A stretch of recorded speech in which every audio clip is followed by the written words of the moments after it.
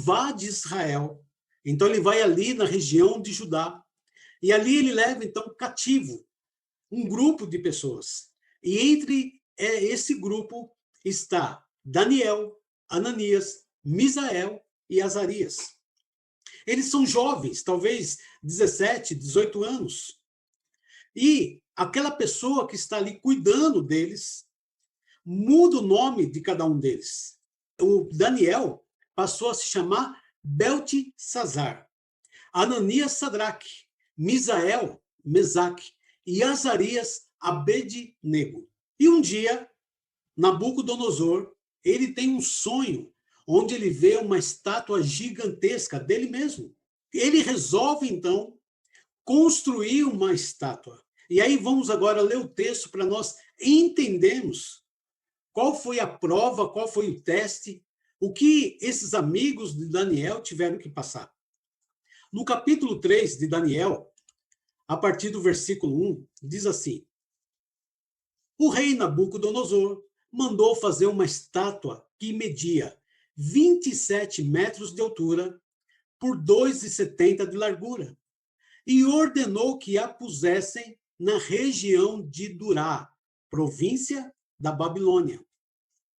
Depois, ordenou que todos os governadores regionais, os prefeitos, os governadores das províncias, os juízes, os tesoureiros, os magistrados, os conselheiros e todas as outras autoridades viessem à cerimônia de inauguração da estátua.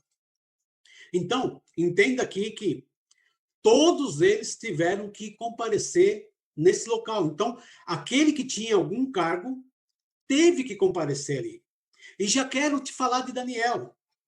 Por quê? Daniel, ele não está presente nessa festa, nesta cerimônia, né, de dedicação ali da estátua. Alguns estudiosos dizem que ele estava doente. Outros dizem que ele, pela função que ele estava cuidando de todas as províncias, e eram quase 130 províncias, que ele, na verdade, estava viajando, resolvendo uma questão, algo para Nabucodonosor. Mas, de qualquer forma, o que nós sabemos é o seguinte: Daniel não estava ali.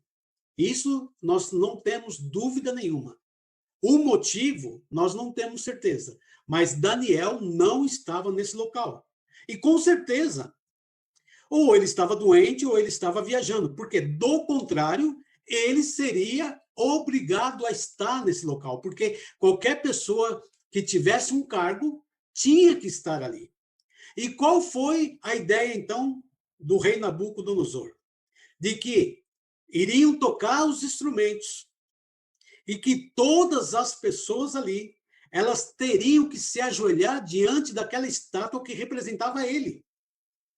E se a pessoa se recusasse a adorar, a se ajoelhar diante daquela estátua, ela seria lançada na fornalha. Mas que fornalha é essa? Talvez você pergunte, mas de onde surgiu essa fornalha?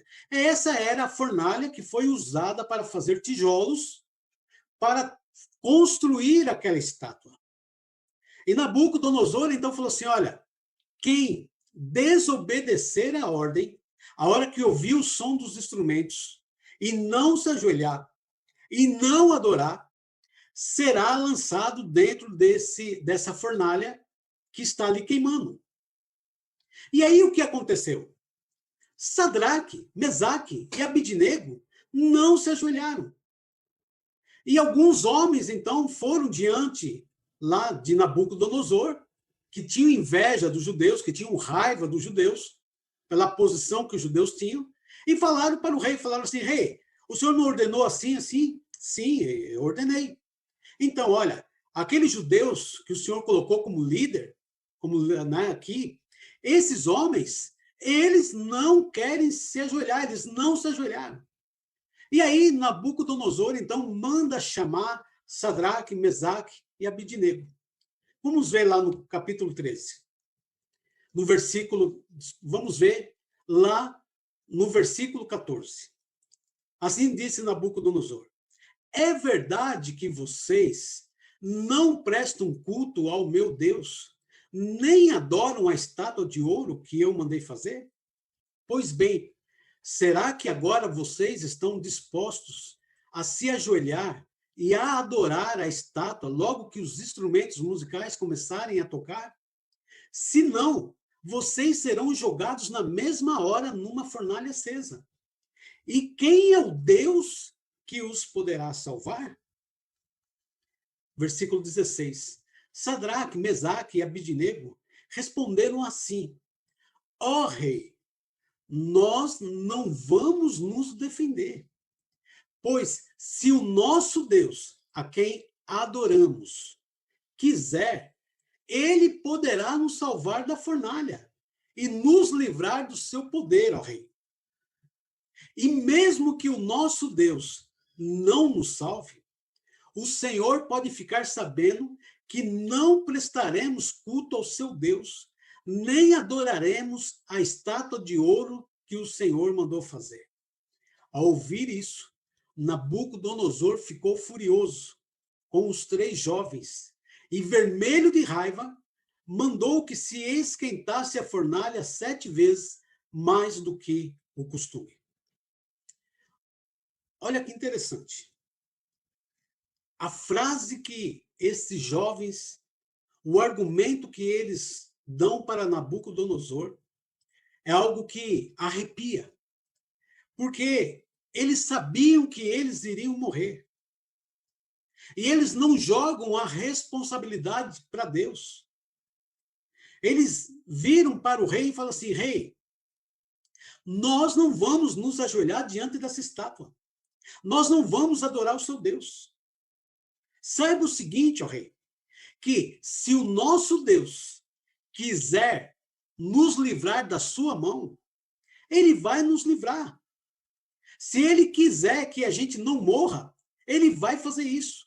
Mas se ele decidir que a gente vai morrer, tudo bem, nós vamos morrer, mas nós não vamos nos ajoelhar, nós não vamos adorar essa imagem. Então saiba isso, ó rei, que nós não vamos nos ajoelhar. E Nabucodonosor fica furioso. Né? Diz o texto que ele ficou vermelho de raiva. E ele mandou, então, aquecer 7 vezes aquela fornalha. Eu não sei como você, né, como faz a conta para 7 vezes, porque eu não sei se você já fez fogueira, eu já fiz muito fogueira quando eu era adolescente. E não tem como você falar assim, não, eu vou aumentar essa fogueira 7 vezes mais. Mas o que dá a entender é que ele mandou colocar tanta madeira ali, né? Mandou colocar de tal forma que o fogo fosse algo forte, e foi mesmo, porque o texto diz que aqueles soldados que amarraram Sadraque, Mesaque e Abidnego, que aqueles soldados, quando eles chegaram perto ali da boca onde estava o fogo ali queimando na fornalha, esses soldados morreram queimados. Então, era um fogo realmente terrível. E Sadraque, Mesaque e Abidnego, eles são jogados ali dentro. Normalmente, eles faziam uma construção e, por alguma lateral mais alta, eles tinham ali onde eles jogavam, né, a madeira, e eles foram jogados dali. E eles caíram, então, naquele fogo que era impossível a pessoa sobreviver. Com certeza, aqueles que foram lá contar para Nabucodonosor, eles ficaram felizes. Olha, pelo menos 3 judeus a gente já eliminou. 3 judeus a menos. Só que, olha o que aconteceu, versículo 24. De repente, Nabucodonosor se levantou e perguntou, muito espantado, aos seus conselheiros: não foram 3 os homens que amarramos e jogamos na fornalha? Sim, senhor, responderam eles. Como é, então, que eu estou vendo 4 homens andando soltos na fornalha? Perguntou o rei. Eles estão passeando lá dentro, sem sofrerem nada. E o 4º homem parece um anjo. Aí o rei chegou perto da porta da fornalha e gritou: Sadraque, Mesaque e Abidnego, servos do Deus Altíssimo, saiam daí e venham para cá. Os três saíram da fornalha. E todas as autoridades que estavam ali chegaram perto deles e viram que o fogo não havia feito nenhum mal a eles. As labaredas não tinham chamuscado nenhum cabelo da sua cabeça, as suas roupas não estavam queimadas e eles não estavam com cheiro de fumaça. O rei gritou: que o Deus de Sadraque, Mesaque e Abidnego seja louvado. Ele enviou o seu anjo e salvou os seus servos, que confiam nele. Eles não cumpriram a minha ordem, pelo contrário, escolheram morrer em vez de se ajoelhar e a adorar um Deus que não era o deles. Por isso, ordeno que qualquer pessoa, seja qual for a sua raça, nação ou língua, que insultar o nome do Deus de Sadraque, Mesaque e Abidnego, seja cortada em pedaços e que a sua casa seja completamente arrasada, pois não há outro Deus que possa salvar como este. Então o rei Nabucodonosor colocou os três jovens em cargos ainda mais importantes na província da Babilônia. Então, olha que interessante. Aqueles três jovens, eles obedeceram a Deus de tal forma, mesmo sabendo que eles iriam morrer. Hoje é muito legal a gente ler essa história e a gente falar, olha como Deus salvou, como Deus livrou, né? Mas a gente tem que entender que muitas vezes não é esse o caminho. Muitas vezes não é isso que significa. Homens de Deus, eles morreram. Homens de Deus foram apedrejados. Se você não sabe, aquele Coliseu de Roma, que existe ainda lá na cidade de Roma, milhares e milhares de cristãos, de discípulos de Jesus, foram mortos naquele local.